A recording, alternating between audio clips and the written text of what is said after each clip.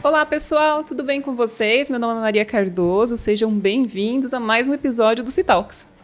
Olá pessoal, Marco Cardoso, sejam muito bem-vindos ao Citalks. Temos gente importante aqui hoje, hein? Importante, né? Conselheiro, né? Conselheiro. Veio do interior aqui para falar com a gente. Exatamente. Nossos convidados são tops, né? São.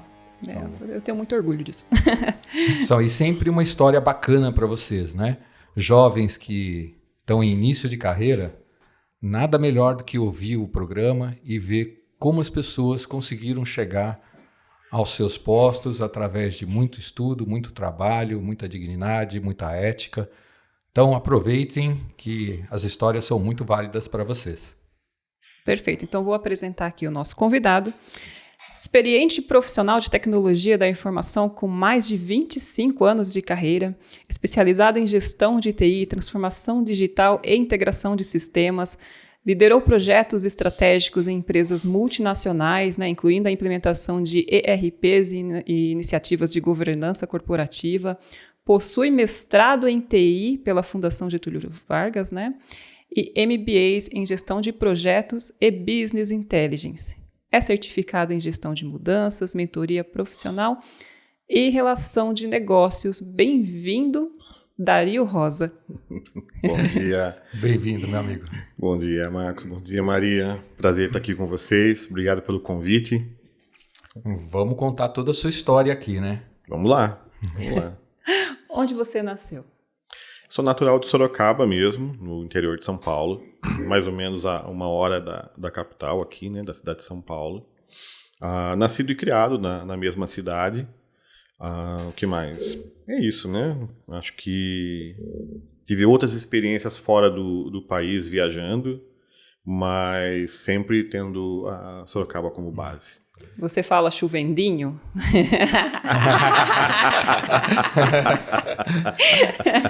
Eu me policio bastante para não falar chovendinho. Mas a maior dificuldade do sorocabano acho que não é sobre o chovendinho. Acho que é mais sobre o porta e porteira, portão. A porta do Corsa Verde estava aberta. Então, acho que é mais sobre isso mesmo, né? Mas tem o chovendinho, correndinho, tem tudo isso daí, dependendo da região da cidade que você vai escutar mais isso, com mais ênfase até. Eu falava pro Marco, quando ele ia lá me visitar na época de namoro, aí ele mandava a localização, falava assim, e aí, você tá chegandinho? Ele falava assim, como assim, chegandinho? Eu falei, chegandinho, tá, não chegou ainda. Tá chegandinho. E como era o Dario pequeno? Ali, o moleque de rua? Não era muito de rua, não. Eu sempre morei na zona norte da cidade, né, que é a região mais pobre da cidade também, e mais populosa, né? Hoje ela deve ter uns 250 mil habitantes, só a zona norte de Sorocaba, né? Então a gente morava num projeto da Coab na época, né? Casa simples, né? A gente também vem de uma família simples, né? Mas eu nunca tive o grande hábito de ficar muito pela rua e tudo mais. Eu era aquela criança mais introspectiva, que ficava muito mais com a televisão e com os livros que tinha. Já era de TI, né? Na nascença. E a gente vai descobrir como você chegou lá, mas é só para dar uma risada aqui, porque eu também era muito parecido, né? A gente tem bastante coisa em comum aqui, porque Maria de Sorocaba, da Zona Norte, né? Zona Norte também, né? Quer dizer, ela é da Paraíba, mas veio muito criança para cá. Radicada na Zona Norte. Exatamente. É por isso que eu sei do chovendinho. Do chovendinho. Você era uma criança que fala quebrava os brinquedos para descobrir como ele funcionava? Eu não quebrava, eu só desmontava. Existe uma diferença enorme entre quebrar e desmontar coisas. Mas isso a gente só vai contextualizar falando com o seu pai e com a sua mãe, porque quer saber se voltava ao normal antes ou ficava sobrando umas peças. Eventualmente sobravam peças naquilo lá, que onde será que ia isso, né? Mas ok. Mas sim, tinha esse hábito também, às vezes, de desmontar. Mas era uma criança curiosa, né? Uhum.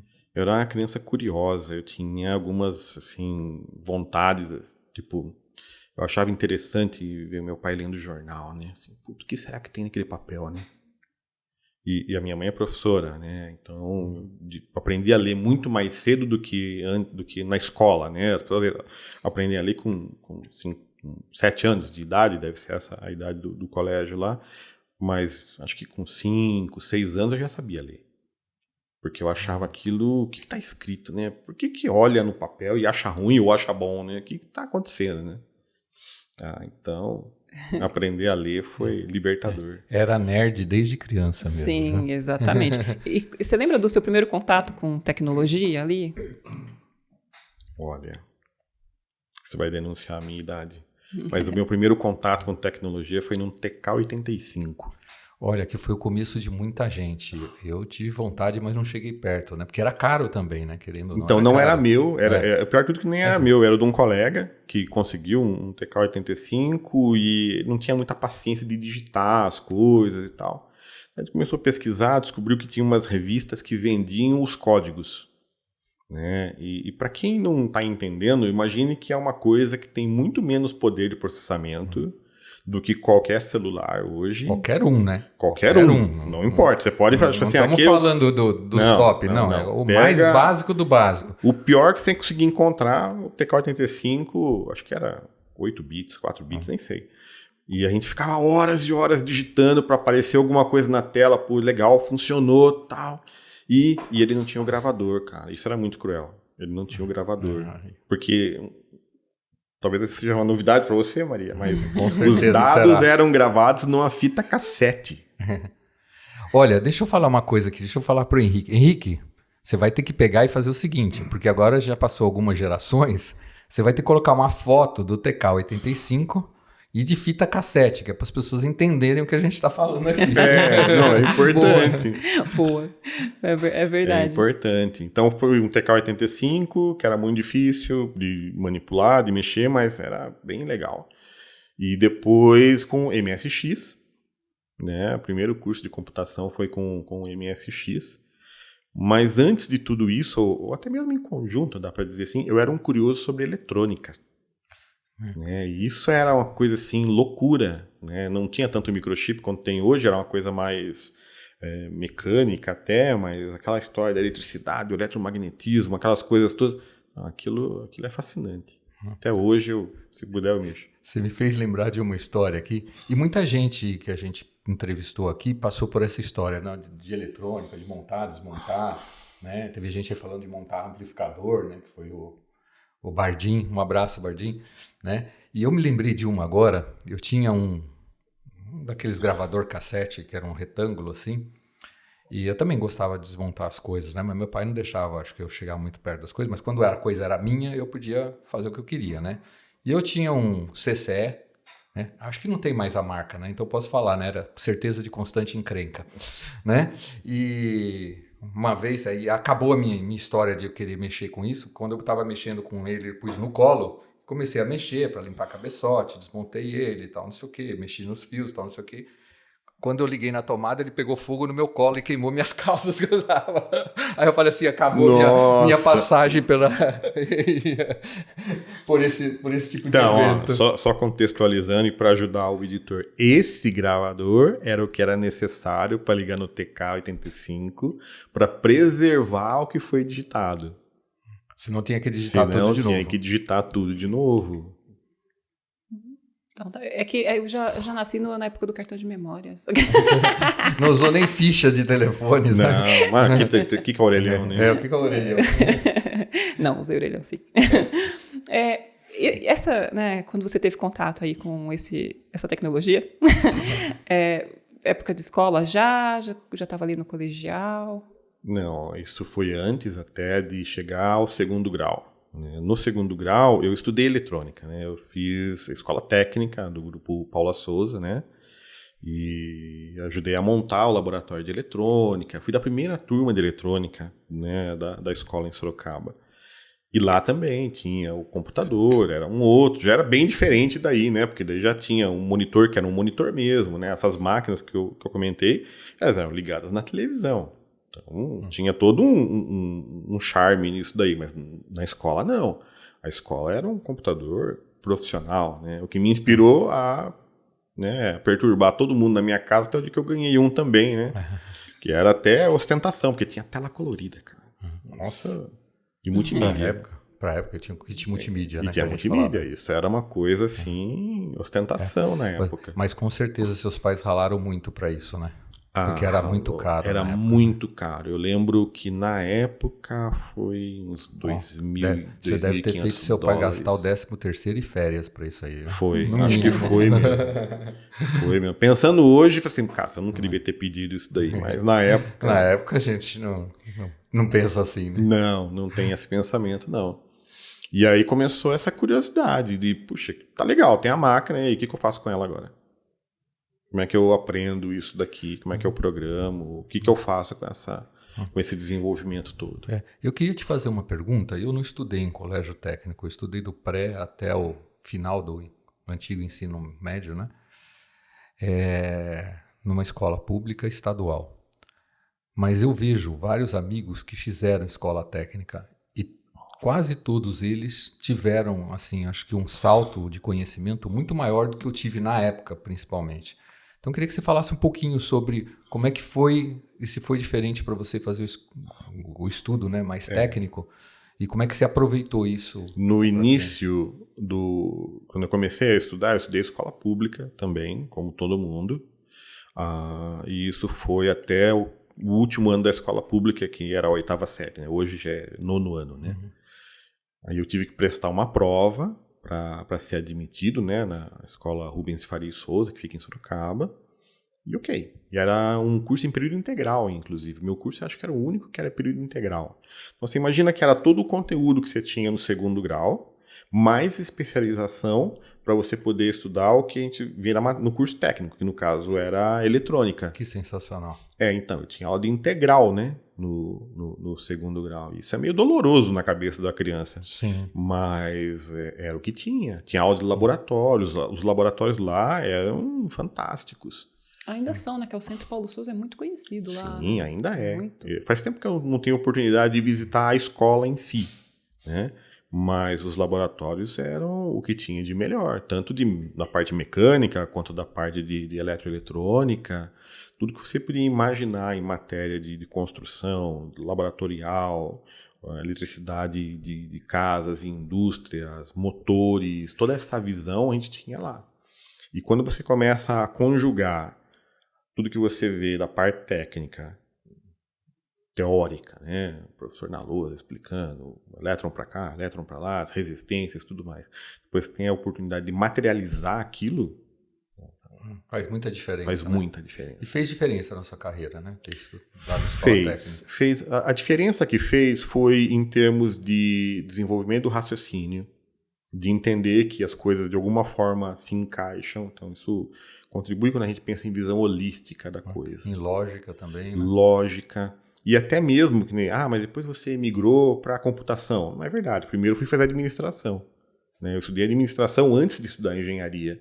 E quando eu cheguei na engenharia, toda a parte física da coisa, né, e até mesmo depois trabalhando, tem base na eletrônica, né? Por mais que hoje tudo seja muito microprocessado, chips especializados e tudo mais, elétron é elétron, resistência é resistência, fluxo é fluxo e é isso aí.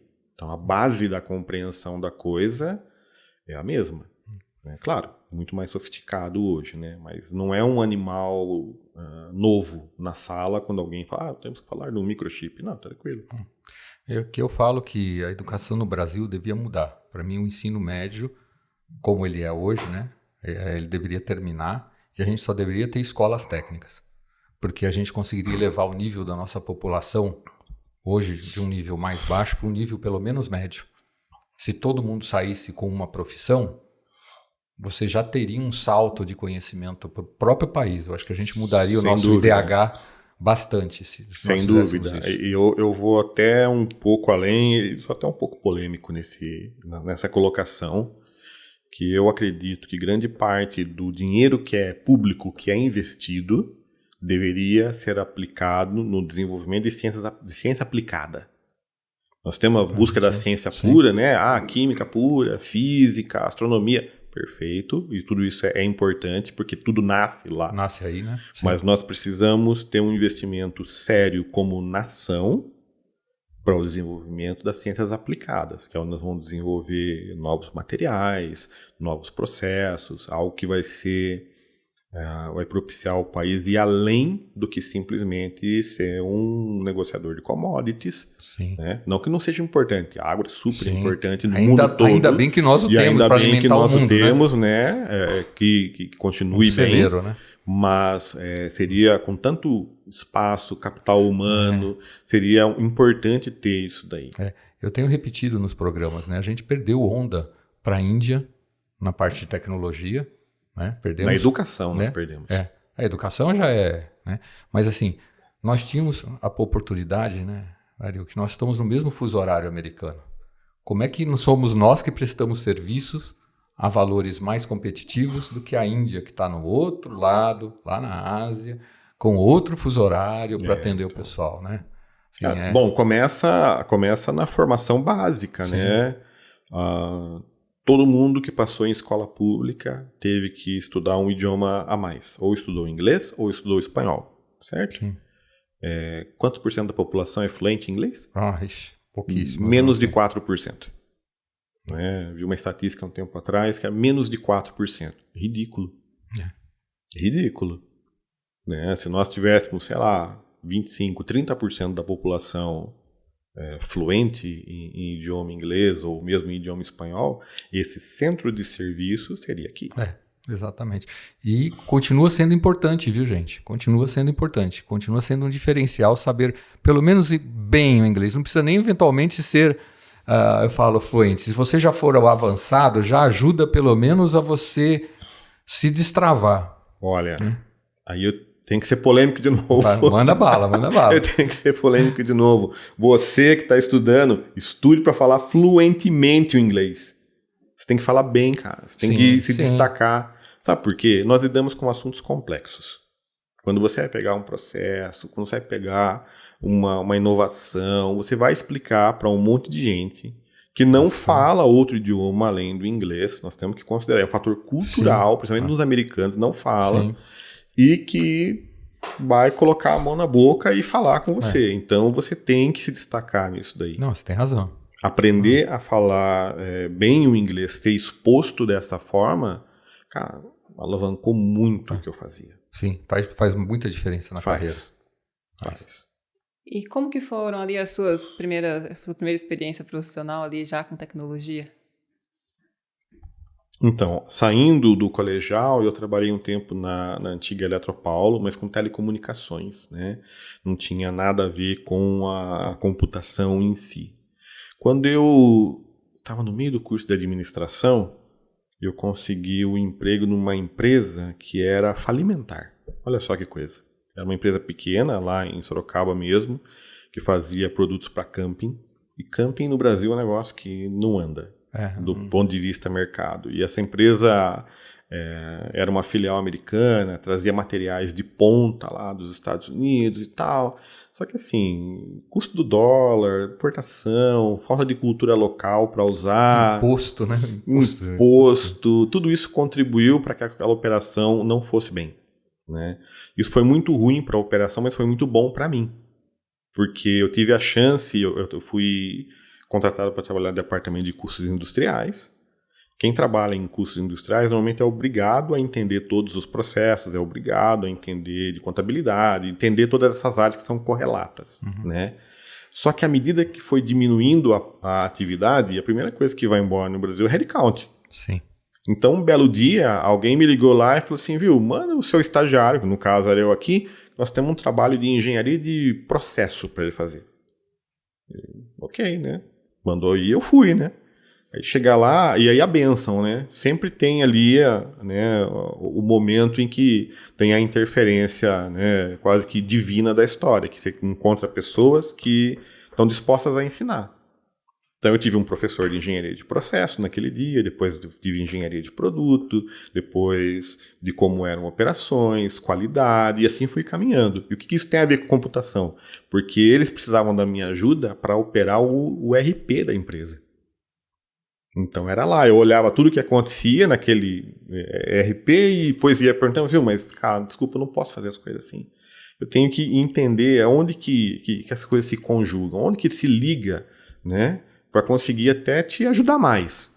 E os caras topavam, vamos embora. A atividade já era muito reduzida mesmo e assim foi. Então eu tive essa mesma experiência para toda a área financeira, pagar, receber, tesouraria, impostos. Isso contribuiu muito no próximo passo, né? Que era ter essa visão com deu a toda computação. A base, né? Deu toda a base, né? Exato. E eu já tinha formação em administração, então eu fiquei nesse pezinho lá, né? Eu era o consultor interno da história de como é que digita, onde coloca, como é que faz. Eu faço, mas me explica melhor o que eu estou fazendo aqui, por que eu estou fazendo isso aqui, né? E assim a coisa foi. E aí a sua próxima... Como foi sua chegada na Johnson Controls?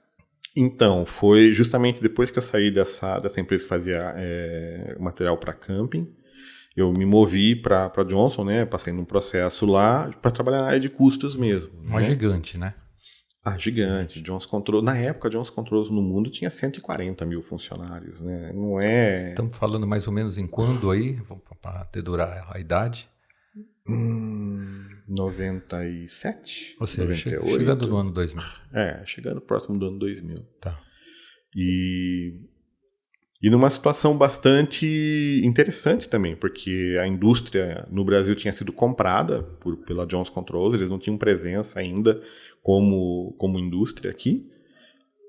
E aí vamos lá, né, gente? É a hora de discutir novamente todos os processos, é a hora de falar e entender o que vai e o que não vai. Quando eu cheguei na Johnson Controls, todos os custos industriais eram calculados numa planilha de Lotus 1, 2, 3. 1, 2, 3. Eita, fiz muito cálculo de custo em Lotus 1, 2, 3. Onde ficava a Johnson Controls? Fica em Sorocaba. Sorocaba mesmo? É. Tem tantas unidades que eu não sabia. Eles têm outras unidades. Na época, né, eles tinham outras unidades porque eles tinham um negócio de bancos, né, automotivo, e aí fica mais próximo das montadoras, porque é um negócio mais just in time, né, e tinha unidades também de refrigeração, né, ar-condicionado, manutenção de prédios, esse tipo de coisa, né, e a unidade industrial de baterias em Sorocaba. E foram 23 anos... Em torno disso. E como que foi? Carreira, né? Foi uma carreira. Como que foi essa jornada, né, de chegar ali e até uma liderança? Eu cheguei como um pouco mais do que um estudante e, assim, né, acho que nós temos que colocar isso aí em alguns pilares, né. O primeiro pilar é o trabalho, né? Então eu não tinha medo de trabalho. Vamos ter que vir aqui no sábado, no domingo, então nós vamos trabalhar no sábado e no domingo e tá feito. E não é só aparecer lá, né? Trabalho com excelência, temos que entregar. Então, isso é uma coisa. A outra, o comportamento, né? Nem sempre na sua vida você vai encontrar um monte de gente ética trabalhando, mas seja você, então, a pessoa, né? Com ética, com valores e tudo mais. Então, acho que esses dois arcabouços ajudaram muito a progredir, porque chega um momento em que as pessoas ficam abertas a trabalhar com você. Eu comecei fazendo trabalhos com o diretor de engenharia, com o gerente de engenharia, tinha acesso a informações que eram bastante críticas para a indústria, né? Porque a gente trabalhava muito em redução de custos e implementação de máquinas, e era uma coisa muito legal de fazer. Claro, com o tempo as coisas vão se assentando, e aí a coisa entra numa rotina, né? Volta para ser uma rotina, e aí eu achava mais chato. Né? Foi nesse momento que eu decidi que eu tinha que mudar de área de novo. Mas nem sempre o trabalho é legal, né? As pessoas precisam entender que, assim, nem tudo na vida tá tudo bem sempre, né? Às vezes você não tá bem com a família, às vezes você não tá bem no seu relacionamento, às vezes você não tá bem na escola, às vezes você não tá bem no trabalho. Essa história de utopia de que tudo vai ser sempre 100% maravilhoso não existe. Não, né? Isso não existe. Todo esse caminho, ele não é linear, né? Ele é todo... ondas, né? Em ondas, né? Então você tem o dia que você está melhor, o dia que você está pior. E do ponto de vista da execução do trabalho, todo mundo tem alguma rotina que precisa executar. Do presidente da empresa ao faxineiro, todo mundo tem. E vai ter aquilo que ele não gosta de fazer. né? Então, aprenda a fazer bem para fazer uma vez só e faça logo. Isso. Acho que essa é a forma. Mas como foram acabando os grandes projetos, eu queria mudar. Eu falei assim, putz, e agora? Né? O que eu faço? Foi quando eu voltei para a faculdade e comecei a estudar engenharia. E voltei a fazer engenharia de computação, fiquei lá na cidade mesmo, fiquei todo o tempo do curso. No meio do curso houve a oportunidade. Só que nessa oportunidade, na área de administração, eu já era coordenador, eu já tinha posição de liderança lá dentro. E eu tive que tomar uma decisão de deixar para trás. E é isso, né? Às vezes você tem que arriscar, né? Você tem que tomar uma decisão que pode ou não pode dar certo, mas as oportunidades aparecem, né? Eu falo assim, as pessoas precisam ficar bem atentas às oportunidades que aparecem. Eu lembro do Fernando Rostock no primeiro episódio falando isso. Fernando, um grande abraço. Ele falou no primeiro episódio, tem que agarrar as oportunidades que aparecem, porque isso vai fazer diferença na sua avaliação com as pessoas lá em cima. Porque no meu caso ali, Marcos, acho que foi um pouco até mais extremo. Porque eu estava entrando no 3º ano da faculdade, eu via os meus colegas engajando em trabalhos, em estágios e tudo mais, e falei assim, cara, isso não está indo para um bom caminho. Por quê? Porque eu continuo fazendo tarefas de administração, eu tenho outro mundo e estou começando a tratar isso aqui como um hobby e não é o que eu quero, né? Então eu comecei a fazer uma preparação. E isso começa lá na parte financeira. Assim, tudo bem, quanto tempo vai demorar para eu conseguir um estágio? Então eu preciso ter um ano aí de fôlego. Tá, então eu vou ter um ano de fôlego. Isso começa um planejamento financeiro. Quando aconteceu a oportunidade, eu estava pronto para deixar a empresa e buscar algo em outro lugar. Você já era bem organizado mentalmente também, né? Porque eu acho que não é todo mundo que consegue pensar assim. Muita gente arrisca mesmo, né? Arrisca, às vezes, sem ter essa estrutura toda, né? Eu não sei se eu sou organizado, se eu sou medroso e que uma coisa leva a outra. Uma coisa pode levar a outra também. Né? Eu nunca fui uma pessoa de ter muitos gastos, sempre fui até meio espartano nas minhas despesas, então não era uma coisa muito complicada, né? Mas chegou o momento em que eu disse, não, cara, posso ficar um ano sentado na minha casa agora procurando, tá tudo certo. Não era casado ainda? Não. Isso também ajuda, né? Você não ter uma preocupação com outras pessoas, morando na casa dos pais. Não tem ninguém dependendo de você, né? Tinha uma estrutura apoiando, né? Então você acaba fazendo essas coisas, mas eu estava preparado para dar esse pulo. E aí, novamente, é a hora que você tem, as bênçãos vão acontecendo, né? Porque o meu líder na época, o meu gerente na época, ele também veio de uma outra joint venture que aconteceu o primeiro caminho, porque nessa trajetória aconteceram umas 4 ou 5 joint ventures, incorporação de fábrica, assim, não era monótono, né? Não era monótono. E eu tinha muita boa relação com ele, porque acho que eu o recebi bem, né? E normalmente quando acontece joint venture tem muita fricção, né? Tem muita fricção, né? Mas como eu também estava numa situação ali bastante apertada, eu era sozinho no departamento, apareceu mais alguém para ajudar, beleza, né? Sobe no barco aí e vamos junto, né? E não tinha essa fricção com ele, então ele acabou facilitando as coisas também. Que quando surgiu a oportunidade, ele falou assim, não, eu prefiro que você trabalhe aqui, porque você está do meu lado aqui, né, cara? Qualquer coisa eu te ligo, você me ajuda aqui em qualquer coisa, mas você segue lá a carreira que você escolheu. E assim foi. Só que eu deixei de ser coordenador. E eu voltei a ser analista. Eu comecei de novo. Mas mesmo tendo esse colchão, né? Eu fiz uma passagem dessa, eu me lembro... Oi, pai, tudo bem? Eu lembro que eu saí de uma empresa americana, né? Que era a Squibb, uma super empresa farmacêutica, gigantesca, para ir para uma empresa muito menor chamada Baldatti, porque eu queria trabalhar com tecnologia. Eu era o menino do PC que tinha acabado de chegar na Squibb, já virando coordenador e tal, mas não estava dentro da área de TI, não estava construindo. Quando fui para o Baldatti, né, foi assim, não, vamos construir a microinformática aqui dentro, né? Eu lembro da cara do meu pai falando assim, você está saindo de uma empresa gigantesca americana, saindo posição de coordenador para entrar como o quê? Eu falei, é analista mesmo. né? É isso aí, Tem cara. hora que você tem que tomar as decisões, né? Às vezes você tem que dar esse passo de fé e acreditar que vai dar. Deu muito certo para mim. Para mim também. Exatamente, deu muito certo. Então, você voltou ali, digamos assim, se tornou analista, aí como que você se desenvolveu até chegar à liderança? Já dentro da área, né? Como eu tinha uma vantagem competitiva, né, em relação a outras pessoas que chegavam para fazer o trabalho, né? Porque eu tinha muita experiência em processos. Eu compreendia muito os processos, não só os que eu vivia, como também aqueles que eu tinha tido chance de interagir antes, né? Porque eu ajudava nessas áreas aí. Então, quando eu sentava com as pessoas para conversar, eu não era o melhor programador do mundo. Claro que quem estava lá há muito mais tempo, né, era mais sênior do que eu, com certeza. Os caras programavam de olho fechado já naquilo lá. E eu sofria para fazer as coisas, né? Tava lá com o manualzinho. Mas quando a gente ia falar de processo, essa conversa não era bem assim. Porque a minha formação permitia que eu questionasse. E aí eu começava a questionar, mas por que não faz de uma outra forma? Por que não sei o quê? Por que a gente não explora mais do que a ferramenta faz como padrão? Né? E eu já tinha participado, enquanto usuário, de uma reimplementação de todo o sistema. E como que a gente decidiu fazer isso daí? Reimplementação de low cost. Certo? Todo mundo estuda os manuais, faz um ou outro, faz o curso, replica, vem aqui no final de semana, vamos começar a refazer.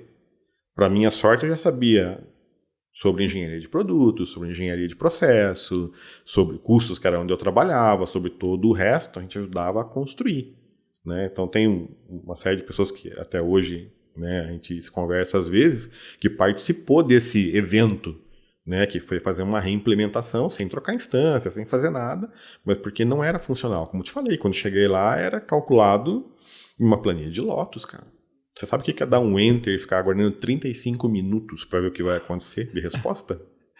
Para ter uma ideia, né, do Não dá. Processamento como era antigamente, né? Não dá. Né? Você ir conversar em outros departamentos e escutar assim, mas a minha contabilidade não está dizendo isso. E eu pensava assim, o que é a sua contabilidade? O cara tinha todo um controle paralelo lá, que era dele. Não, o que vale é isso daqui. Assim, não, querido, você não está entendendo. Existe um contador na empresa, existe um livro oficial, a gente paga impostos por isso, vale o que está lá. Então, isso vai ter que representar a verdade. A luta era essa. Né? Se tornar a fonte única da verdade dentro da companhia, como é o papel de qualquer bom departamento financeiro. E assim foi. Então isso dava uma munição grande na hora de discutir. Claro que você não vai ser a pessoa mais amada daí, tá tudo certo. Isso vem com custo. Né? Faz parte da discussão. Mas assim foi. Enquanto o corpo técnico, né, eu ia me desenvolvendo nessas matérias todas, a parte de processo me ajudava muito na sustentação. Então eu caminhava dessa forma. Ter uma visão analítica faz muita diferença dentro das organizações. Ontem mesmo estava com a equipe e falei assim, e o mundo mudou muito, né? E as coisas são muito... Ali, cada um cuida do seu pedaço. Eu falei que, no mínimo, cada um devia conhecer um passo para a esquerda e um passo para a direita. Quer saber da onde vai, né? Pensando em processo, se eu estou aqui fazendo contas a pagar, o que eu tenho lá para frente e o que eu tenho antes, pelo menos, né? Sim. No mínimo, né? Porque aí você passa a ser um pouco mais importante para a organização. Isso está acabando, hein? Tá. Eu acho que isso é essa visão holística, né? Visão do todo, como as coisas se conectam, que foi o que me ajudou nessa trajetória toda, é fundamental. Fundamental. Você consegue desenvolver isso daí, cara, você está 5 passos na frente de todo mundo. Não, fica muito diferenciado, muito mesmo. Você não precisa ser o cara que é o melhor técnico, se você for, beleza, ótimo, parabéns. Melhor ainda. Mas é fundamental você entender daquele processo que você está lidando. Né? Se você vive, como eu, numa área que não era completamente técnica, né? No futuro aí teve as pessoas que eram desenvolvedores e eram só desenvolvedores. Mesmo para eles, quem sabia de processo ganha mais, é diferencial.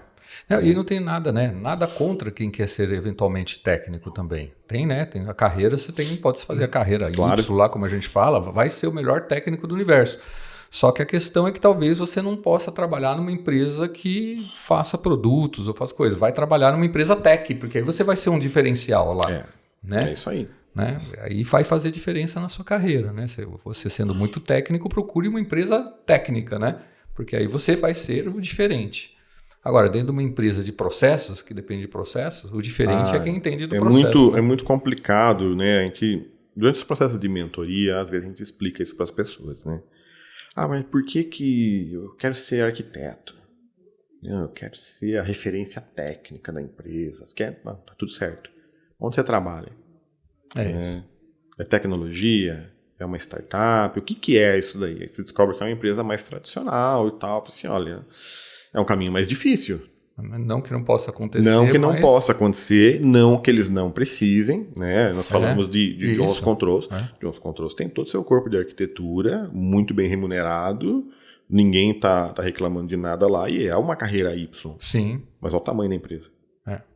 Então é uma empresa com mais de 100 mil funcionários, provavelmente, no mundo todo. E mais de um século de idade. Então a maturidade... A maturidade é bem diferente. É outra.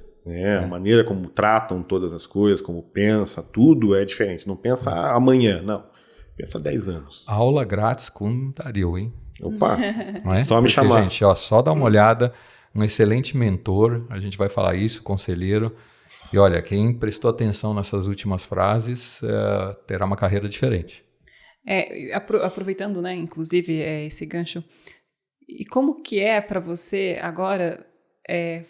ser, né, primeiro, como que foi a jornada até chegar a um conselheiro consultivo, né? É um conselheiro consultivo? Sim. Né? E como que é essa experiência de estar aconselhando e não, né, indo lá de repente? Tem uma diferença, né? Tem uma diferença grande.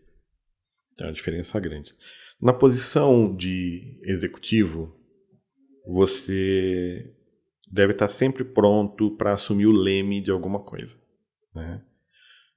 Mesmo que você seja o primeiro homem da companhia, o cara é o executivo mais alto lá da companhia. Claro que vai ter a noção micro de como é que fatura uma nota fiscal. Tudo bem, não é esse o ponto, né? Mas ele deve estar preparado para assumir pelo menos o N-1. O cara é presidente da empresa, o diretor de vendas pediu demissão, aconteceu alguma coisa, esse cara está preparado para ter essas discussões, coordenar momentaneamente aquela equipe até que ele possa voltar pro que ele é pago, que é cuidar da estratégia. Todo mundo deveria ter esse pensamento, até do N-1 eu cuido, né? Quando você se encaixa na posição de conselheiro, seja administrativo ou consultivo, existe uma diferença legal entre eles, né? Você não pode pôr a mão. Seu papel é olhar, entender, recomendar, e acabou ali. Se você é conselheiro administrativo, você ainda tem o poder de fazer esse follow-up, exigir que as coisas sejam feitas, né? Mas um conselho consultivo faz recomendações. Mas é duro, né? Do mesmo jeito que é duro quando você assume uma cadeira de liderança e você fala assim, olha, eu preciso largar a parte técnica, não tem jeito, né? É dolorido isso, agora né? eu tenho que cuidar de pessoas, né? E aí você vai fazendo, né? Eu falo que na minha carreira foi meio transitório isso mesmo, as coisas foram acontecendo meio juntas ali, e aí aos poucos você fala assim, agora eu tenho uma equipe tão grande que não adianta, eu não consigo mais ficar fazendo código. Maria me vê de vez em quando, no final de semana, ela fala, ai, que saudade disso aqui, ó, fazendo umas automações em casa, tal. Programando escondido, né? Programa escondido, eu sei, imagino. Né? Então, assim, é difícil, né, essa transição. E aí essa transição também para ser o conselheiro também é difícil, né? Porque dá vontade de executar, né? De estar ali na entrega, né? Na entrega do resultado, né? Porque a gente vem de um movimento que é de ação. Que é de ação. Você está na ponta da coisa, está se envolvido no que está acontecendo, né? Às vezes planejou e está vendo a execução, né? Vem num ambiente que é muito projeto.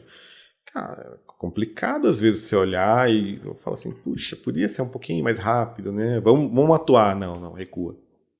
Recua para não ter problemas. E numa posição de conselho, você realmente não pode interferir. Não pode. Qual que é a diferença do consultivo para o administrativo? A responsabilidade legal. porque o administrativo ele é regulado pela lei das SAs. Então ele tem responsabilidade fiduciária até sobre o que acontece. Né? Você pega os grandes escândalos, né? Sarbanes-Oxley, né? Americanas, essas coisas todas, aí o conselho todo, né? Ainda mais tem conselho de administração e conselho fiscal, né? Principalmente o conselho fiscal, nesse caso, vai ter que se explicar junto aos órgãos reguladores aí o que foi que aconteceu. Mas o conselho que é consultivo, ele não tem essa responsabilidade legal, porque normalmente ele está inserido em empresas que não são SAs, não estão reguladas pela lei da sociedade anônima, e aí tem um outro papel. Mesmo assim, é importante que sempre o conselheiro se resguarde, né, nas suas colocações, na forma como apresentar os seus pareceres, deixando claro que aquilo é uma recomendação. A decisão da execução ou não cabe aos acionistas, né, e ao corpo diretivo de cada organização. Em que momento você pensou assim, acho que agora é hora de assumir pensar em conselho, ir para a área de conselho? Em que momento veio esse shift? O que te incentivou, digamos assim? Então, o que eu acabei passando, assim, estava há bastante tempo já, né, na indústria, tendo muito contato com pessoas, outros profissionais, entendendo essas demandas todas. Passei pelo mestrado, o mestrado abriu muito os horizontes nesse sentido de focar mais em estratégia, pensar mais nesse lado, e uma coisa levou a outra, né? E aí, em algum momento eu acabei conhecendo essa oportunidade, né, de estudar para isso, ter essa formação, para poder trabalhar especificamente no campo estratégico. Que é isso, que é onde, primariamente pelo menos, o conselho deveria estar envolvido. Né? Ajudar na estratégia, participar desse processo, trazendo um viés de fora, que seja alguma coisa que ajude as organizações e ao corpo dos empresários. Né? Dono de empresa é a pessoa mais solitária que existe. Né?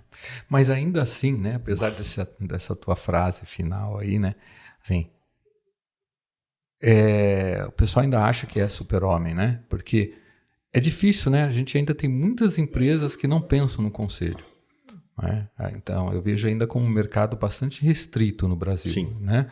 E me parece alguma coisa tão óbvia quanto implementar bons processos, que muitas empresas não têm, a necessidade de alguém com o olho de fora. Né? E eu falo, né, principalmente assim, defendendo a causa, que hoje, na minha visão, teria que ter obrigatoriamente, além das funções normais de conselhos que a gente sabe, né? Você tem um conselheiro fiscal, você tem um conselheiro para cada uma das coisas, tem um conselheiro também que é da área de tecnologia. Porque hoje, basicamente, tudo é movido por tecnologia. Tem muita gente que fala que TI não é estratégico. Eu falo assim, então tá bom, vamos desligar os sistemas, vamos ver o que você consegue fazer.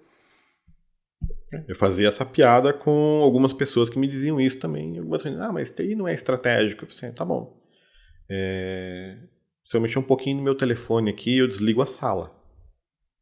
Claro que não dava, né? Uhum. Mas a ameaça era válida, né? Eu falei assim, seu computador, tudo que você faz, cara, tudo é tecnologia. Seu carro é tecnologia. Como assim não é tecnologia? O que a gente precisa separar, Marco, acho que é importante nisso daí, é esclarecer para as pessoas que nós temos dois mundos em tecnologia. Um mundo é aquilo que já existe, que está implementado, que um dia será chamado de legado e que já deve ter lá um legado escondido, né, embaixo de alguma mesa, que vai nos custar dinheiro, tudo bem. Né? Sistemas implantados, aquilo que os americanos chamam de keep the lights on. Né? Mantendo tudo funcionando, belezinha. Ok. A sustentação, né? A sustentação. Isso é uma coisa e o executivo não gosta muito de falar sobre isso. Mas que tem o seu valor, né? Que tem muito grande, né? valor. Porque é aquilo que mantém o ambiente atual. Pensa assim, se a sustentação falhar, o fluxo de dinheiro será interrompido. É isso aí. Vai mexer no seu caixa. Simples assim. É simples assim. Não queremos fazer o upgrade. Beleza, seu fluxo de dinheiro em algum momento será interrompido. Prepare-se. Vai aumentando o risco. Prepare-se, porque você acabou de aumentar o risco. Então, isso é um aspecto. Ah, mas isso faz parte da estratégia? Faz. Lá naquele mesmo caixotinho que você falou que manter os melhores profissionais também era importante, que ter renovação da sua frota de veículos quando se aplica também era importante. Tá tudo lá. No mesmo pacotinho que você falou de sustentação do resto da organização, TI tá lá e é bom gastar o dinheiro adequado com isso. Tá, e a outra parte? Bom, a outra parte quando a gente vai olhar para o futuro agora. Porque você pode escolher na sua vida ser um seguidor, ou você pode escolher ser líder. Não é um problema de certo ou de errado, mas você precisa entender o momento de entrar no jogo. E aí é fundamental você entender o que vai acontecer em tecnologia. Eventualmente você não precisa ser disruptivo, mas se você não tomar cuidado, você some muito rapidamente hoje. Porque eu falo assim, antigamente, né? Eu sou da época assim... eu trabalhei muito em indústria farmacêutica, eu falo assim, muitas indústrias farmacêuticas têm os seus centros até hoje na Chácara Santo Antônio, aqui em São Paulo. Então você conhecia o seu concorrente. Seu concorrente era seu vizinho. Hoje a China entrega alguma coisa aqui no dia seguinte. E aí? E como é que fica? Né? Ou seja, eles liderando, né, junto com os Estados Unidos essa parte tecnológica, ou seja, seu concorrente está vindo de longe, inclusive de outros mercados, né? O pessoal brinca, né? Quem é o concorrente da, sei lá, da Calcochô, da Copenhague? Pô, é o Boticário que bota uma loja do lado. E, por quê? Porque estão brigando por presentes, não estão brigando pelo chocolate necessariamente. É presente. É presente. Então, assim, não dá mais. Antigamente era muito mais restrito essa concorrência. Hoje, depois, né, do mundo... Não, e vai além, vai além. Imagina indústrias que estão sendo demolidas. Sim. Editoras de revista. Sim. Quantas que você não viu que estão abrindo concordata? Abril, né? Abril. O que foi e o que é Abril? Quer dizer, em que momento alguém deveria ter parado, colocado a bola no chão e falado assim, peraí, tem um negócio chamado internet, tem outro negócio chamado Twitter, todo mundo agora Todo mundo é um redator. É um redator, pode sentar, escreve bem ou mal, não importa, mas escreve verdade, mentira, isso vai ser discutido depois, mas está lá, e aí? Como que a gente reage nisso, como que a gente navega nisso, como que a gente traz mais valor do que a gente traz hoje e tudo mais. Então, é isso. E isso nós estamos falando das tecnologias mais atuais. Estamos falando de IoT, estamos falando de mobile, estamos falando dessas coisas que são, assim, já estão aqui. Já são perceptíveis, né? São perceptíveis. Não estamos falando de computação quântica ainda, né? Então, eu nem chego na computação quântica. Eu até coloquei no capítulo do livro que eu acho que inteligência artificial tem que ser um capítulo à parte dentro da estratégia. Não, sem dúvida. Sem dúvida. Quem não olhar para isso hoje... Então, e não chega nem no ponto de, mas teremos que ter uma iniciativa. Bom, hoje, se você já tiver, é muito bom. Mas se você não tiver, pelo menos uma conversa disruptiva com alguém você precisa ter. Para entender o que é, o que faz, qual é o limite, para onde vai. Muita gente tranquila porque, não, é só uma interface ali de texto e tudo mais. É só um prompt, cara. Fica tranquilo. Esse ano vai ser o ano dos agentes. Onde a inteligência vai começar a interagir com o mundo. E aí, como é que vai ser? Pega algumas coisas fora do circuito mais tradicional, né? Estamos falando de ChatGPT, pega um chinesa lá, DeepSeek, Manitou e tudo mais. É bravo. Boa parte do nosso programa, vamos contar a história, né? Como é que a gente prepara aqui. A gente usa uma IA para nos ajudar. Uma IA do Google, chamada Notebook, acho que é KLM? Notebook LM. Notebook LM. Muito boa. Fazer. Muito boa, porque você pega lá o teu conteúdo, fecha, ou seja, ele não vai buscar outro conteúdo fora, então a chance de alucinar é muito menor. Né? Então a gente consegue criar um script, a gente consegue validar o script, a gente consegue buscar informações de forma muito mais objetiva, né? E muito mais rápido. Sem dúvida. Né? Faz diferença. E o mais rápido hoje, o mais ágil, está na frente. Então, mas aí é assim, às vezes a confusão pode ser causada porque as pessoas não se identificam quanto aos setores. Eu trabalho na mineração, cara. O que eu tenho a ver com inteligência artificial? Bom, nesse momento eu também não sei o que você tem a ver com inteligência artificial. Mas faz um curso. Estuda lá, vê no que te ajuda. Sai perguntando, né? Sai perguntando. Fala com o pessoal da publicidade e vê o que está acontecendo lá. Que começa a ter a agência de uma pessoa só. Não, mas quando eu liguei, falei com a Maria, depois eu falei com o José, depois eu falei, não, cara, você falou com o computador o tempo inteiro. Você falou com agentes de IA o tempo inteiro. Né, que conseguem trabalhar organizados entre eles. É até bonito de ver, né? Quando eles estão interagindo entre eles. E aí? Então, pensa no que vai acontecer. Sim. Precisa ter um capítulo à parte só para isso, dentro da estratégia. Pensando na sua jornada, Dario, quando você volta lá, né? Volte a quando você era um garotinho, digamos assim, né? Ou então ali já mais adolescente, começando a carreira, você percebe o quanto, né? Ali, quantos degraus você venceu, você chegou onde você chegou hoje, né? Você tem essa visão da sua jornada, essa visão do seu sucesso? Olha, o tempo para mim sempre foi uma coisa muito elástica, né? Dentro da minha cabeça, pelo menos, né? Então, algumas vezes a gente fala sobre algumas coisas que nós fizemos e como se fosse ontem. E a hora que você para olhar na anotação, você fala, não, cara, faz 10 anos que isso aí aconteceu, né? E isso faz a gente refletir, né? Nessa mudança toda, né? Essa preparação para fazer o conselho, né? Mudança da empresa e tudo mais, você faz essas reflexões, né?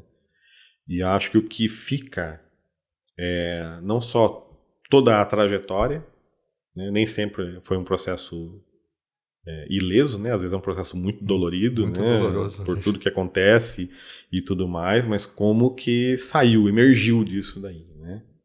Então, ok. Emergi com menos cabelo, mais experiente e um pouco mais forte. Então, tá bom. Então valeu a briga. Saiu com aprendizado, tá valendo, eu falo. Né? É isso. Você pode até errar. Saiu com conhecimento. Mas aprendeu? Tá, então beleza. Vamos consertar o erro e seguir em frente. É isso. Né? Queria voltar um pouquinho nessa questão da inteligência artificial. Você entende que a gente está passando uma onda agora, estamos entrando na onda, que foi a mesma onda, ou da mesma intensidade, melhor dizendo, que nós tivemos quando a gente entra nos microcomputadores na vida da gente, depois entram os softwares ali para isso, depois entra as redes de computadores interligando, não estou falando de internet ainda, as redes locais ainda, né? Depois vem aquela onda de internet. Você acha que a gente está entrando numa onda tão forte quanto que foram essas, que mudaram tudo, como entrou depois a onda do mobile, né?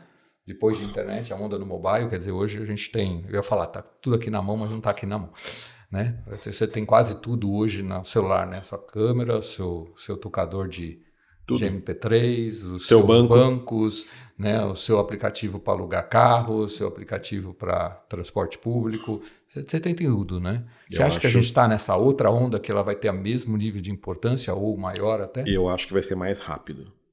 Vai ser muito mais rápido. Porque o meio já está preparado. Né? Qual que era a grande dificuldade que a gente tinha há anos atrás? A conectividade, não tinha infraestrutura de comunicação, e isso afetava o uso da computação em si. Não adianta você falar assim, eu tinha um supercomputador lá na empresa, eu tinha tudo aquilo montado e não sei o quê, tá perfeito, cara, você está limitado ao seu prédio. Né? Se a pandemia tivesse acontecido na década de 80 ou mesmo em 90, antes da gente ter a infraestrutura, né? de telecomunicações no estágio em que estava quando isso aconteceu, cara, o impacto teria sido outro. Com certeza, eu não tinha pensado por esse lado, viu? Porque nunca pensei por isso. Tudo que aconteceu, né? Sim, claro, uma situação horrorosa, terrível, tudo que aconteceu, mas a mudança rápida que a gente conseguiu fazer de colocar todo mundo trabalhando de casa a princípio, e hoje de qualquer lugar, sim, só foi possível porque a tecnologia de telecomunicações já estava madura para isso. Sem dúvida. Eu tinha empresas que não estavam preparadas ainda, que muitos não tinham nem notebook, e houve uma correria nisso, né? Mas o fato é que a estrutura estava preparada. E realmente não tinha pensado por esse ângulo, que se tivesse acontecido nos anos 80, esse tipo de coisa, por exemplo. ou nos anos 90 mesmo que fosse, que era o começo da internet. O impacto econômico teria sido muitas milhares de vezes pior devastadas, do que foi. Não tenho a menor dúvida. É verdade, nunca tinha pensado por esse ângulo. Obrigado, porque é verdade. Porque eu lembro de quando aconteceu, acho que foi 16 de março, né? 16 para 17 de março, foi isso mesmo. E a gente tinha o desafio de que, talvez precise trabalhar de casa, não sei o que e tal. E como quem trabalha em multinacional talvez já tivesse aquela experiência prévia da VPN. Sim. Né? Porque tem escritórios longe, às vezes é só a VPN que fecha e tal. Aqui eu já tinha a política de que, cara, a mobilidade, vai dando notebook para todo mundo aí. Eu também. Vamos fazendo. Eu também já tinha isso. Falei assim, já não cobrava desktop há muito tempo já. Já estava com pouquíssima gente com desktop, blá, blá, blá. Beleza. Mandei o meu time para casa, a revelia, contei para ninguém. Uma semana antes. Já fica todo mundo em casa, conecta das 8 às 5, atende todo mundo. Porque hoje é tudo via comunicador, Teams ou Google, né? Mas na época nós tínhamos o telefone também como um aplicativo, né? Como um ramal, transferir o ramal no computador. Então, se o pessoal não fosse te procurar fisicamente, já era, não vai te achar. Né? Não vai notar que você não está lá. Uma semana, aí fizemos a comunicação, tal, todo mundo que é notebook funciona dessa forma, conecta a sua internet, fornece cabo aí para quem precisa de cabo, tá tudo certo e tudo mais. Aí vem a pergunta fatídica que sempre alguém vai fazer, mas será que vai funcionar? Aí você abre a câmera, né, e fala assim, eu já estou em casa faz uma semana.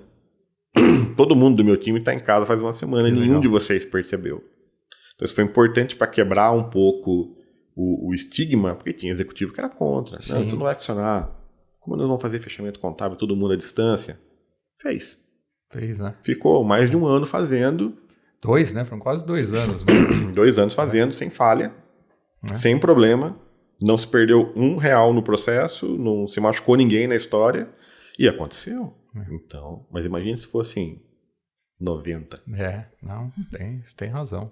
Eu não tinha pensado, em nenhum momento eu pensei por esse ângulo. Porque para mim também foi muito natural. Quando a empresa decidiu, nós vamos fechar e vamos todo mundo para casa, me perguntaram, né, fui chamado, claro. Difícil foi voltar. E agora, o que a gente faz? Falei assim, não precisamos fazer nada. Se as pessoas tiverem computador, tiverem internet em casa, na verdade, né? Acabou. Tá tudo em ordem, é só elas se comunicarem, entrarem lá. Tem sistemas que já estavam no cloud, então não precisava nem de VPN, né? Outros sistemas precisam da VPN. A gente tem 90% aqui é notebook, 10% desktop que estava dentro da fábrica, e aí dentro da fábrica não teve jeito de parar, foi feito, né? Mas foi um benefício enorme, né? Poder mandar as pessoas para casa. Mas dentro da fábrica tem gente. Tem, cara, mas só que assim, num dia que tem 1.000 pessoas num lugar, vai ter muito menos, vai ter um terço das pessoas. Houve revezamento, né? Então teve todo um trabalho para que as coisas não parassem. Colocar as pessoas rapidamente de home office foi um ato de proteção para aqueles que não tinham essa possibilidade. Sim, também, é verdade. Eu usava muito esse argumento para explicar assim, mas o operador da fábrica não vai. Tudo bem, infelizmente nós não temos condições de fazer o trabalho dele na casa dele, mas nós temos como aumentar o nível de segurança para que ele possa ficar aqui trabalhando sossegado e não tenha problemas. Sim, é verdade. Indo já para a reta final, Dario, fala um pouco do seu livro aí. E conta um pouco da história, como é que foi fazer a montagem do livro também, né? Então, quando eu comecei o processo de educação para a formação de conselho, uma das atividades que a gente tinha, né, na instituição era a possibilidade de participar de um livro. Pode falar da instituição se quiser, aqui não tem nenhum bloqueio para nada. No caso, eu fiz a formação na Board Academy, né, que é uma edutech, tem crescido bastante no mercado brasileiro, promovendo essa formação, né, de conselho, principalmente dentro da área consultiva, né? Então, uma das atividades que era possível de se fazer lá era participar de um livro. Eles têm uma edição, chama-se Os Conselheiros, né? E o que tem de conteúdo nesse livro? Basicamente são biografias, o que as pessoas fizeram, né? E era isso, essa apresentação. Isso é um mecanismo que eles usam para registrar quem participou, eventualmente isso vai ser distribuído, porque são 2 pedaços de um mesmo mercado. Um pedaço é a formação de pessoas com experiência para serem conselheiros, né? A outra é o mercado, como você mesmo comentou. Poxa, como é que a gente explica para as empresas que é saudável para ela, né? É o ápice da governança, da boa governança, ela ter um conselho. Então precisa ser trabalhado esse lado também. O livro também servia para isso, né? Para distribuir essa autoridade dentro do mercado. Mas, conversando com alguns colegas, a abordagem que a gente queria era um pouco diferente. Eu não tinha tanto interesse em falar aquilo que eu já fiz. Está no LinkedIn, cara. Lê lá. No momento de network, você tem que falar aquilo que você pode colaborar para frente, e não no retrovisor, né? Óbvio. O retrovisor foi o que te trouxe até aqui. Né? O retrovisor me trouxe até essa cadeira. Daqui para frente, o que vai acontecer? Então, a gente se reuniu, somos em 10 pessoas, né, 10 colegas de diversas áreas. Tem quem fala de marketing, tem um colega que fala sobre futurologia, que, aliás, seria ótimo ter uma conversa com ele aqui. Vamos trazê-lo para cá. Pode citar os nomes também. Especialistas em impostos. Inclusive, o nosso colega de futurologia, o Flávio Ferrari, foi ele que organizou o livro, então selo para isso daí. E qual foi a nossa proposta? Vamos escrever algo que ajude as pessoas. A melhor maneira da gente andar com esse mercado, de promover tudo isso daí, é tirando do eu e passando no outro. E sim, é princípio de mentoring isso aí também. Não é mais sobre você, é sobre o outro. E quando você faz isso daí, o cliente vem por centro da mesa, tudo começa a fluir dessa forma. Então, nós pegamos os vários especialistas, cada um escreveu um dos capítulos, dando a sua visão sobre um tema. Então, eu falo sobre tecnologia, tem gente que fala sobre business agility, temos quem fala sobre ESG, e assim vai. Finanças, a governança em si, a formação de conselhos, e tudo isso está reunido no livro, no Aconselhe-se, que foi lançado há cerca de 2 semanas atrás, que já está disponível tanto na Amazon quanto na WeClap, que é a startup que editora e cria, e vende os livros para esse conjunto de pessoas. Então essa é a ideia, não é só falar que quem é o Dario, quem é o Flávio, quem é o José. Não. Isso você tem um LinkedIn, só clicar no link e ver, né? Isso não precisa. O nosso foco é como é que eu te ajudo. Especificamente, eu discuto a transformação digital e te propondo um caminho para ela ser executada. Todo mundo quer fazer, todo mundo vai precisar fazer, mas você tem ideia de como construir esse roadmap? Você tem ideia de como tratar todos os seus stakeholders, por onde que começa essa conversa? Como tratar isso daí no nível mais alto da organização para que aconteça? Porque esse patrocínio é fundamental. Sim. Então, eu trato disso no meu capítulo. Então, essa é a minha contribuição para quem, empresários e donos de empresas que se disponham a ler, em como executar esse passo aí. Como o caminho pode ser com menor fricção, menos dolorido e mais ganho. Então, pessoal, aconselhe-se.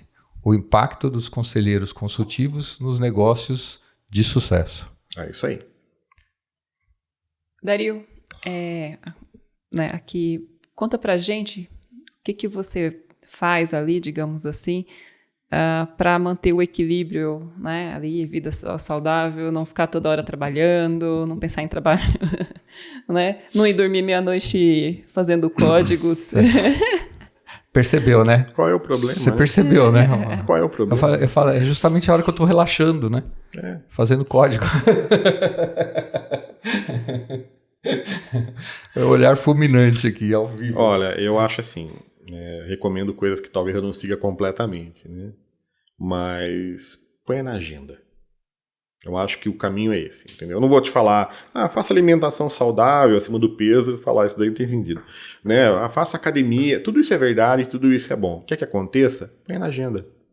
Põe na agenda. Reserve o tempo que você vai relaxar fazendo código, mas reserve o tempo também. Tem a disciplina, né?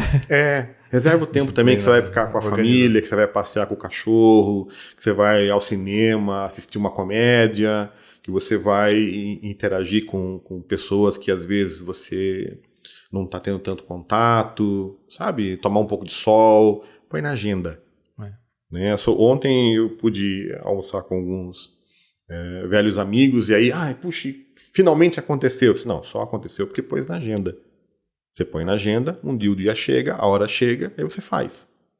Porque isso você foi doutrinado e ensinado desde o primeiro dia que você pisou dentro de uma organização, seja na escola ou seja dentro de um trabalho.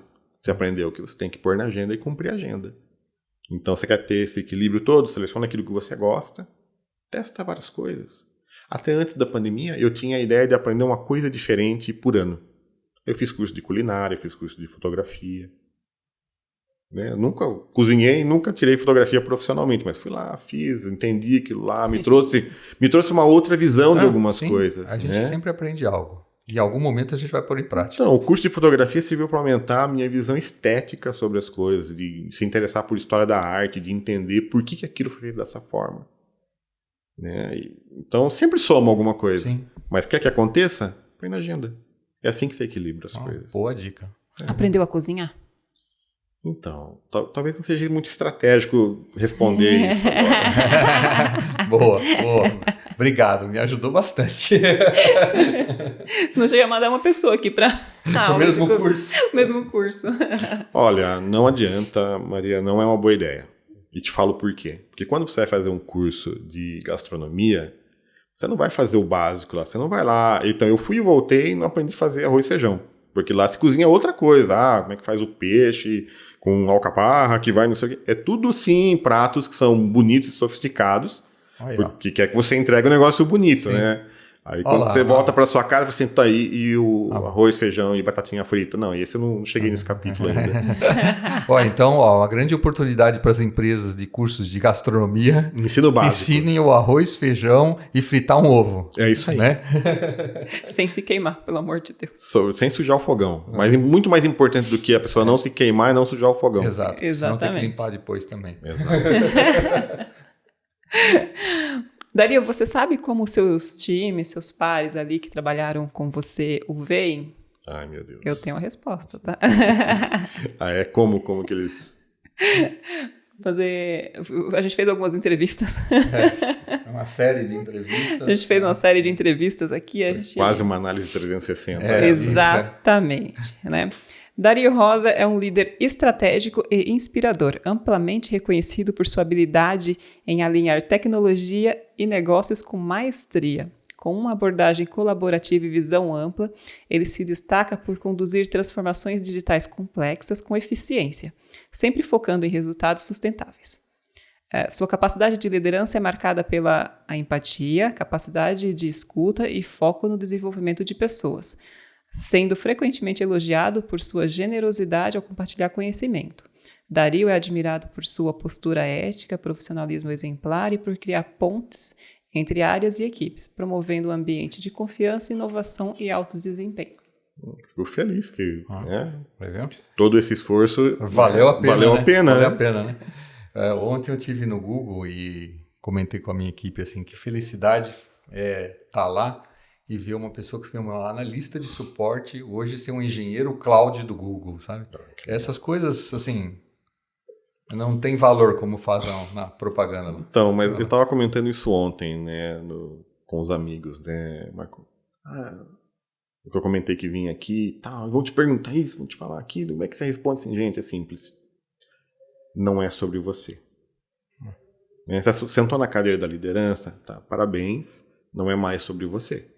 Agora é sobre os outros. Exato. É como você vai ajudar as pessoas a se desenvolverem, é como você vai ajudar essas pessoas a darem seus próximos passos. Não estou falando que você tem que passar a mão na cabeça de ninguém, estou falando que você tem que ser, sim, a grande mãe da empresa. Não é sobre isso.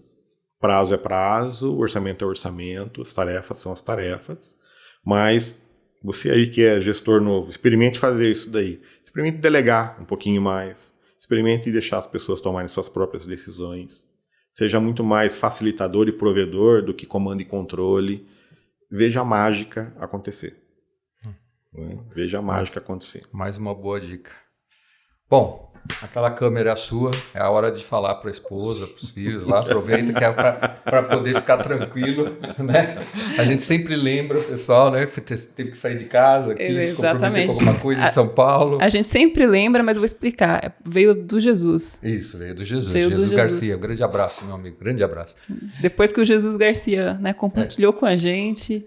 Né? Ele falou que ele ganhou um Vale Night é? de eterno, porque ele falou com a esposa pelo programa. Bom, acho que eu não tenho toda essa dificuldade com o Vale Night, acho que é mais fácil isso daí. Bom, queria agradecer vocês pelo convite, né? Foi muito agradável toda essa experiência. Espero que toda essa história seja útil, né, para quem nos escuta. Temos o livro, né, que é um legado, né? Um dia a gente vai embora, mas os livros continuarão por aqui. Aconselhe-se. Aconselhe-se. Acho que isso é importante, né? E assim, você que está entrando na área de TI, que é uma posição de liderança, cara, se eu tivesse entendido isso 10 anos antes do dia que eu entendi, teria sido muito bom. Pense sempre que não é mais sobre você, é sobre o outro. O outro pode ser o cliente, o outro pode ser quem trabalha junto com você ou para você, é o seu par, é quem está na sua volta. Dá esse foco, veja como as coisas vão acontecer de forma mágica daí, de uma forma mais tranquila, a coisa funciona. Muito bom. Obrigado, Dario. Imagina. Obrigado a vocês. Muito obrigada pelo seu tempo aqui com a gente. Lembra de dar o presente. Tenho aqui o presente do Dario aqui, que é um livro, mas antes de eu passar esse presente aqui pro Dario, eu vou agradecer aqui aos nossos apoiadores. Posso falar uma coisa antes, só para fazer aquela coisa? Só, vai. www.netvisor.com.br, uma nova rede de networking. O Dario faz parte aqui com a gente, como muitas outras pessoas bastante relevantes no mercado. A gente lançou a plataforma junto com o Alex, né? A coisa está se desenvolvendo, nós estamos crescendo, então nós vamos deixar durante o vídeo aí para que vocês também se conectem à rede e possam fazer mais networking de uma forma muito bacana. Muito bom. Posso? Pode, agora é tudo seu. Tchau.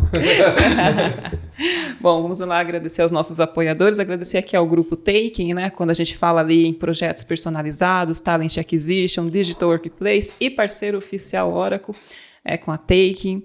Agradecer também a Soft Expert, né, quando é plataforma de E-Suite, com vários componentes ali, entre eles BPM, GED, Workflow, ESG, GRC e tudo mais. Tá indo bem.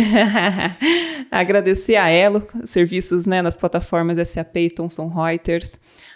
Agradecer a Vipor, quando a gente fala em Business Analytics, gestão de dados, especialista em estatística de mercado, principalmente voltado para a farmacêutica, né?